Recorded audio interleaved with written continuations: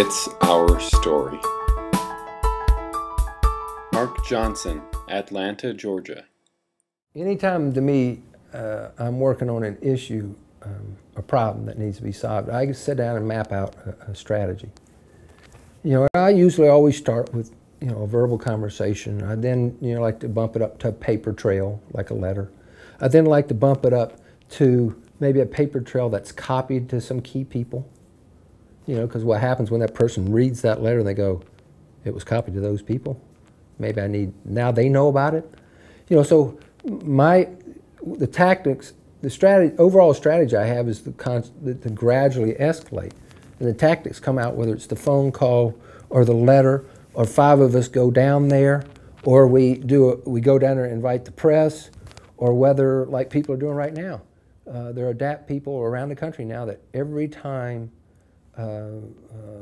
senior HHS or Health and Human Service people or CMS, Medicaid people show up at a public event where they wear shirts on, front row.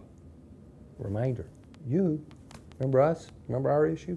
You need to deal with that. So sometimes, I guess what I'm trying to say is there's sometimes an impression that direct action went out in the 50s or 60s, and there's also this impression sometimes that direct action means arrest. It doesn't. It means taking control of the situation and being in people's face. I mean, I was telling you there's this new documentary out, called The Kids Are All Right. It's about why people don't like the Labor Day or Muscular Dystrophy Association telethon.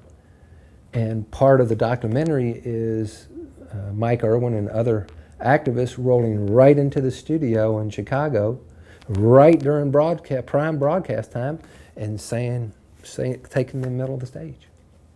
Did they ultimately get arrested? No. But they took control of the situation, got in people's face.